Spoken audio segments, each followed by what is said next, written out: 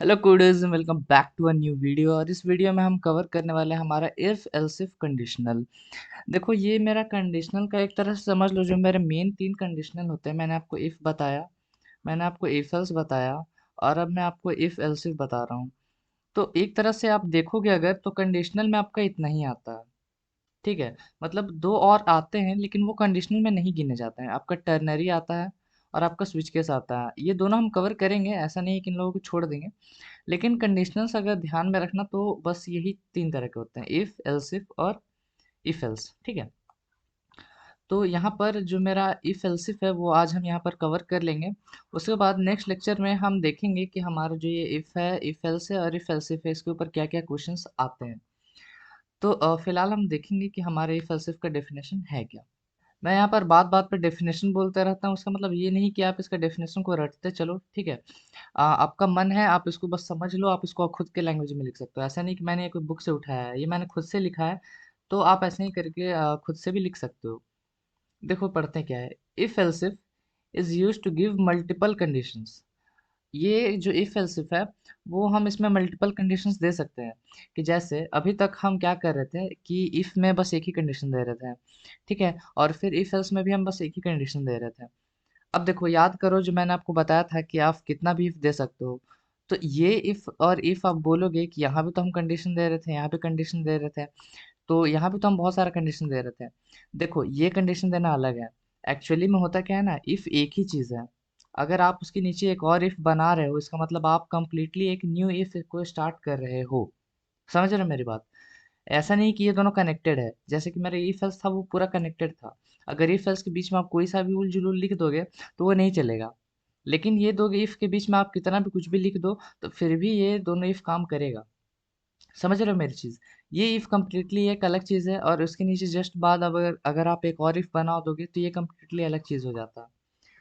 तो इसलिए इफ के अंदर बस एक ही कंडीशन आता है। ये मल्टीपल स्टेटमेंट, उससे कंफ्यूज मत हो जाना, ठीक है? लेकिन बस यही मेरा एक ऐसा इफ एल्स इफ वाला एक ऐसा ही कंडीशनल है बस, जिसमें हम मल्टीपल कंडीशंस दे सकते हैं।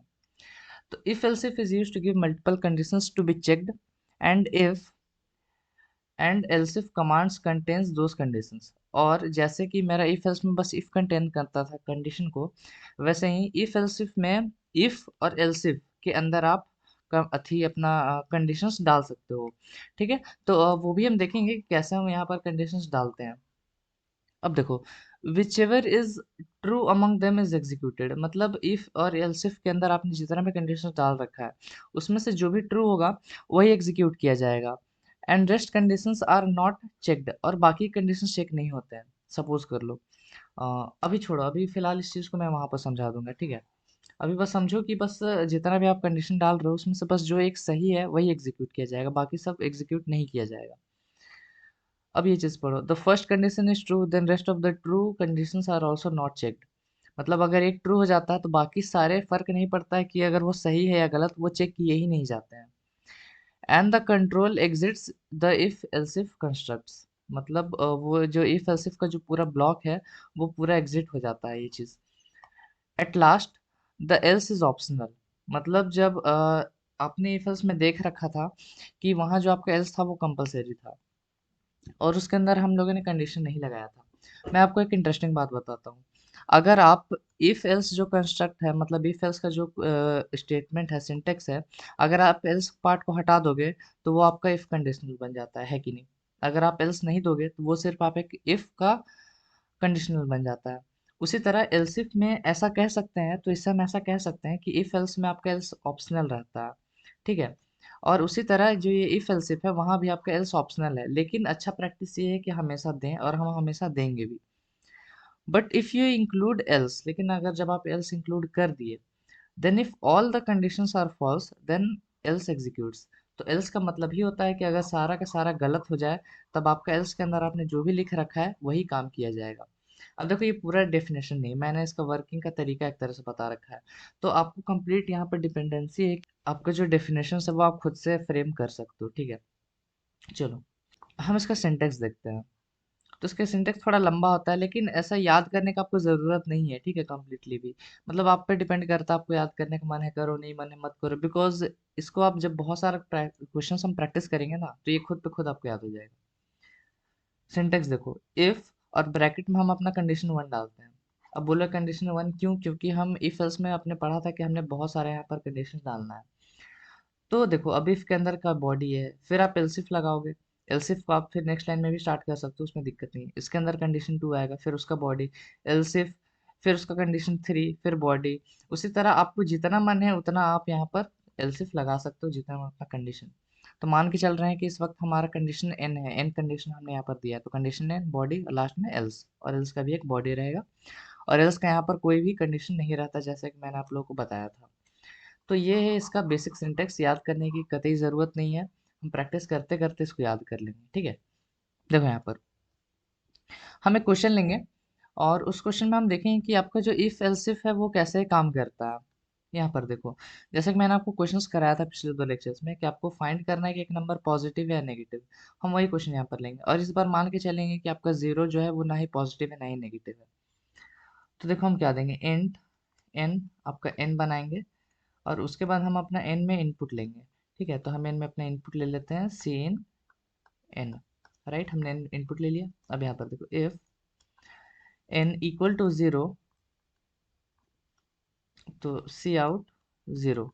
मतलब अगर नंबर जीरो के बराबर है तो हम सी आउट करा देंगे सीधा सीधी कि वो एक जीरो है, और ये यहाँ पर खत्म होता है। फिर आप एलसिफ चाहे तो आप यहाँ पर से स्टार्ट करो, एलसिफ एक वर्ड है, बीच में यहाँ पर स्पेस आता है, ठीक है। और यहाँ पर आपका कंडीशन, सेकंड कंडीशन आप डालोगे एन ग्रेटर देन जीरो, मतलब वो एक पॉजिटिव है कि नहीं। तो आप यहाँ पर सी आउट करोगे पॉजिटिव, ठीक है। अब देखो, लास्ट कंडीशन के लिए मेरे को एक चीज़ बताओ कि आपको एलसिफ लगाने की यहाँ पर ज़रूरत है लास्ट में? मेरे ख्याल से नहीं है, बिकॉज नंबर तीन ही चीज़ हो सकता है, या तो जीरो हो सकता है, या तो पॉजिटिव हो सकता है, या तो नेगेटिव हो सकता है। आपने जीरो और पॉजिटिव के लिए कंडीशन लगा दिया, तो आप यहाँ पर क्या कर सकते हो, सीधा सीधा एल्स लगा सकते हो, और यहाँ पर सी आउट करा सकते हो नेगेटिव। मतलब अगर एक नंबर ना ही पॉजिटिव है ना ही जीरो है, तो वो सीधा सीधा एक नेगेटिव नंबर हो जाता है। तो नेगेटिव के लिए हम कोई कंडीशन नहीं डालेंगे, ठीक है।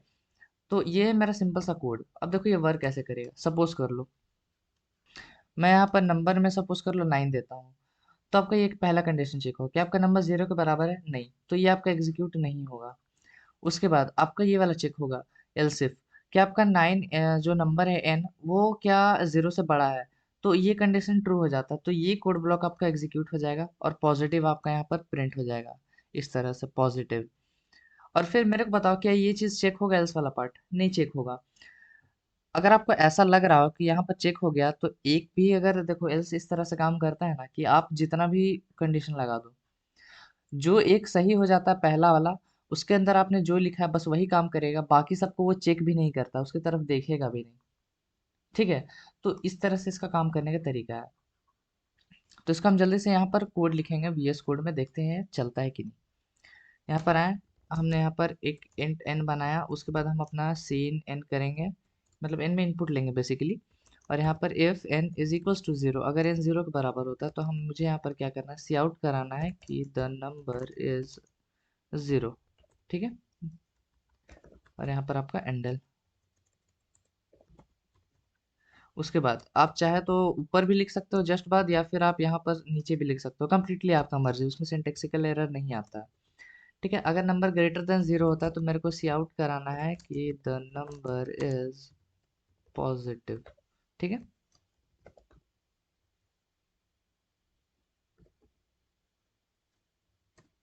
The number is positive. उसके बाद लास्ट में आप एल्स कंडीशन यहाँ पे लगा सकते हो, सीधा सीधा आप लिख सकते हो कि cout the number is negative.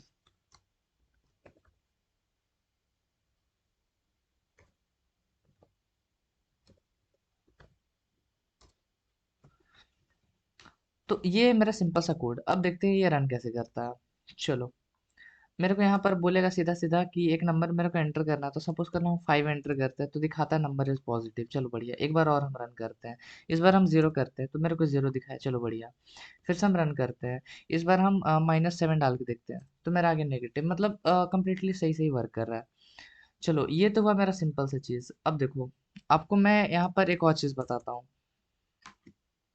आपको करना क्या है, एक क्वेश्चन हम यहाँ पर लिखते हैं, क्वेश्चन हम यहाँ पर लिखेंगे कि WAP, मतलब write a program to enter a number and print the corresponding question से डरना नहीं है, ठीक है, बिल्कुल भी। कोरस्पॉन्डिंग डे, ठीक है, आपको एक नंबर एंटर करना है और कोरस्पॉन्डिंग डे को प्रिंट कराना है। क्वेश्चन का मतलब सिंपल सा ये है, अगर आप 1 एंटर करो तो संडे प्रिंट होना चाहिए, 2 तो मंडे, 3 तो वेडनेसडे, 4 तो थर्सडे, मतलब उस तरह से, समझ गए ना। यहाँ पर हम इंट डे नाम का एक वेरिएबल बनाएंगे और उसमें हम सी आउट करेंगे एक मैसेज कि एंटर द डे नंबर, ठीक है।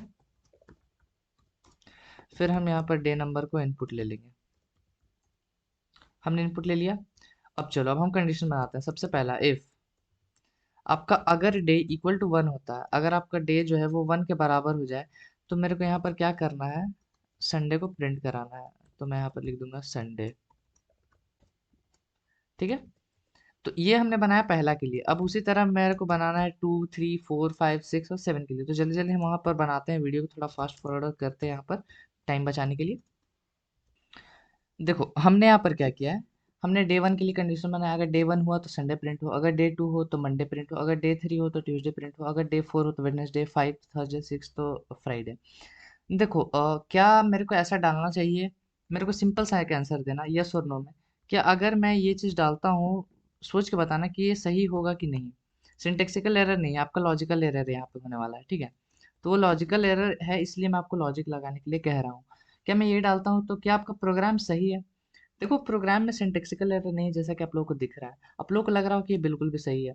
मतलब अगर 1 2 3 4 5 6 अगर छः में से कुछ भी ना हो, तो जाहिर सी बात है कि वो 7 होना चाहिए, इसलिए मेरा एल्स एग्जीक्यूट हो जाएगा, तो वो सैटरडे। अगर आप ऐसा सोच रहे हो तो ठीक है, आपका थिंकिंग ठीक है।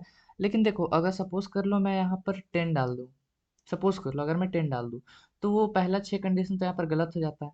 तो एल्स में सैटरडे प्रिंट हो जाना चाहिए, जो कि बिल्कुल भी गलत है, बिकॉज 10वां दिन सैटरडे नहीं हो सकता है। तो इसलिए हम यहाँ पर क्या करेंगे ना, मेरे को एल्स का यहाँ पर ज़रूरत पड़ेगा। तो मैं यहाँ पर फिलहाल के लिए एल्सिफ लगाता हूँ और अपना डे इज इक्वल टू 7 के लिए भी एक कंडीशन यहाँ पर बना दूंगा। और फिर मैं यहाँ पर सी आउट करवाऊंगा कि सैटरडे, ठीक है। और फिर मैं यहाँ पर एल्स में एक कंडीशन डालूंगा, क्या देखना है यहाँ पर ध्यान से। एल्स में अपना मैं कंडीशन लगाऊंगा ये कि अगर सातों में से कोई और नंबर अगर यूज़र एंटर कर दे, तो आप यहाँ पर उसको बोलो, एक मैसेज डिस्प्ले कराओ कि you have entered the wrong day number. आप अपना कोई भी कस्टम मैसेज एक तरह से यहाँ पर डिस्प्ले करा सकते हो।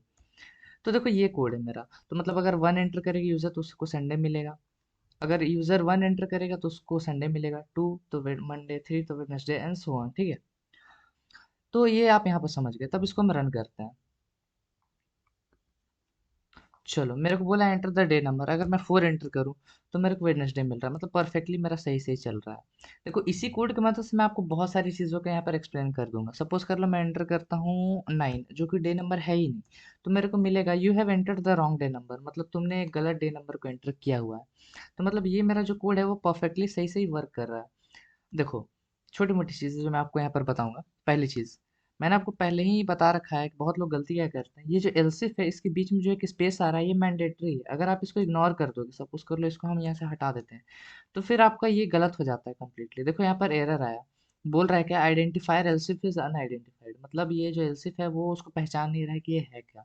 तो इसको अगर आपको लिखना है तो यहाँ पर स्पेस दे दो। छोटी मोटी चीज़ें बहुत लोग इग्नोर करते हैं, मैं नहीं करता, बिकॉज मैं ये गलती बहुत कर चुका हूँ अपने, जब मैं कोडिंग सीख रहा था। तो मैं नहीं चाहता हूँ ये गलती आप दोहराओ, इसलिए आप इस सिंटेक्स को हमेशा याद रखना कि एलसिफ के बीच में एक स्पेस मैंडेटरी है। चलो बढ़िया, ये तो पहली चीज़ हुई। अब दूसरी चीज़ को देखो, मैंने आपको पहले ही बताया था कि चेक होने वाला कंडीशन यही सारा है। ध्यान से सुनो मेरी बात, धीरे धीरे सुनो। जो मैंने यहाँ पर बनाया है एल्स को छोड़ के, मैंने यहाँ पर बहुत सारा इफ और एल्स इफ बनाया है और सबके अंदर कंडीशन है। तो डेफिनेशन को याद करो, क्या था आपका डेफिनेशन, ये है आपका डेफिनेशन। आपका डेफिनेशन क्या बोल रहा है यहाँ पर, ध्यान से पढ़ो। If else if is used to give multiple conditions, तो देख क्या यहाँ पर हम मल्टीपल कंडीशंस दे रहे हैं, condition 1, condition 2, condition 3, condition 4, condition 5, condition 6, condition 8, ठीक है। तो हम यहाँ पर मल्टीपल कंडीशंस दे रहे हैं, तो मतलब ये जो चीज़ है ये मेरा सही हो गया। सेकेंड चीज, टू बी चेक्ड, तो हाँ ये तो चेक हो गई। And if and else if commands, मतलब आपका इफ और एल्सिफ कमांड्स जो है वो कंटेन्स दोज कंडीशंस। तो आपका देखो कि यहाँ पर इफ और एल्सिफ आपका सारा जो है वो आपका कंडीशंस होल्ड कर रहा है, तो ये भी आपका सही हो गया। इफ एल्सिफ कमांड्स में आपका सारा कंडीशन रहता है। एक और चीज़, छोटी सी चीज़ ध्यान देना, इफ आपका एक ही रहेगा वो भी स्टार्टिंग में, इफ आपका एक ही रहेगा वो भी स्टार्टिंग में, उसके बाद सारा आपका elif elif elif elif elif आता है, और लास्ट में आपका एल्स ऑप्शनल है, तो जनरली हम इसको दे ही देते हैं। अगर आप ना भी दो तो भी ये कोई एरर नहीं दिखाएगा, लेकिन बेस्ट प्रैक्टिस ये है कि आप दे दो। तो ये भी आपका सही हो गया कि if and else if commands contain those conditions, whichever is true among them is executed and rest conditions are not checked। चलो ये भी हम प्रूफ करते हैं आपको, मतलब जो सही है बस वही एग्जीक्यूट होगा, बाकी को चेक ही नहीं किया जाएगा। अभी हम क्या करते हैं ना, यहाँ पर एक ऐसा भी कंडीशन देते हैं, देखो हमने यहाँ पर चेंज क्या किया है, वो चेंज को हम सुधार देंगे बाद में, लेकिन समझाने के लिए मैं चीज़ कर रहा हूँ। ये वाला कंडीशन है, इसको ध्यान से पढ़ो 27 लाइन्स पर, कि elif day is equal to 4, ठीक है, और ये वाला लाइन पढ़ो, elif day is equal to 4, मैंने दो जगह डे इज इक्वल टू 4 रखा है। मैं इसको रन करूँ और मैं 4 दे दूँ अगर डे नंबर को, ठीक है, तो देखना आप कि बस वेडनेसडे को ही ये प्रिंट करेगा, थर्सडे ये जो फ्राइडे है इसको प्रिंट नहीं करेगा, जबकि दोनों कंडीशन सही है, डे इज इक्वल टू 4 यहाँ भी है और यहाँ भी है, लेकिन एग्जीक्यूट बस वेडनेसडे को ही करेगा। चलो इसको 4 करते हैं, वेडनेसडे बस वेडनेसडे को ही प्रिंट किया, फ्राइडे को नहीं किया। तो मेरा ये पॉइंट प्रूव हो जाता है कि which ever is true among them is executed and rest conditions are not check, बाकी को चेक भी नहीं करेगा। तो इसका मतलब ये हो जाता है ना, इसको थोड़ा सा नीचे कर लेते हैं, इसका मतलब ये हो जाता है कि जो इफ एल्स इफ में आपने जो भी लिखा है, इन सब में से आप चाहे हजारों कंडीशन लगा दो, उसमें से एग्जीक्यूट होगा कोई एक जो पहला सही रहेगा। आप स्टार मार्क करके कहीं भी लिख लो, ये इंपॉर्टेंट चीज़ है। जनरली लोग इसको अवॉइड कर देते हैं, लेकिन यही आपका लॉजिक बनाता है। आप इफ एल्स इफ में आप चाहे हजारों कंडीशन लगा दो, उसमें से एग्जीक्यूट होगा एक ही, और वो भी जो सही रहेगा और जो पहले आएगा। जैसे कि ये सही है और ये पहले आ रहा है, तो ये एग्जीक्यूट हो जा रहा है, और इसके नीचे का फिर कोई चेक भी नहीं किया जा रहा है। अगर चेक करता तो ये चीज़ भी ट्रू है, मतलब फ्राइडे को भी प्रिंट करना चाहिए था, लेकिन ये प्रिंट नहीं कर रहा, मतलब ये कंडीशन चेक ही नहीं हो रहा है। ठीक है, तो मैं ज़्यादा कॉम्प्लिकेट नहीं करूँगा चीज़ों को, तो ऐसे ये काम करता है। ठीक है, जैसे कि यहाँ पर फिर से इसको लिख लेते हैं एक बार, तो वेडनेसडे बस आ रहा है। ठीक है, तो ये चीज़ ऐसे वर्क करती है इफ एल्स इफ। तो इफ एल्स इफ का मतलब काम ही है कंडीशन देना, कंडीशन के तहत कोई एक ही सही हो सकता है। ठीक है, तो यहाँ हम बहुत सारा कंडीशन देंगे, जो सही होगा और जो पहले आएगा वही एग्जीक्यूट किया जाएगा, बाकी को चेक भी नहीं किया जाएगा। तो ये चीज़ मेरा कंफर्म हो गया। The first condition is true, then rest of the true conditions are also not checked, जो मैंने आपको अभी अभी बताया। And the control exits the if else if construct. If else if construct बोलने का मतलब ये है, इसको भी हम थोड़ी देर के लिए हटाते हैं। ये आपका पूरा इफ एल्स इफ कंस्ट्रक्ट है, इतना बड़ा आपका पूरा इफ एल्स इफ कंस्ट्रक्ट है।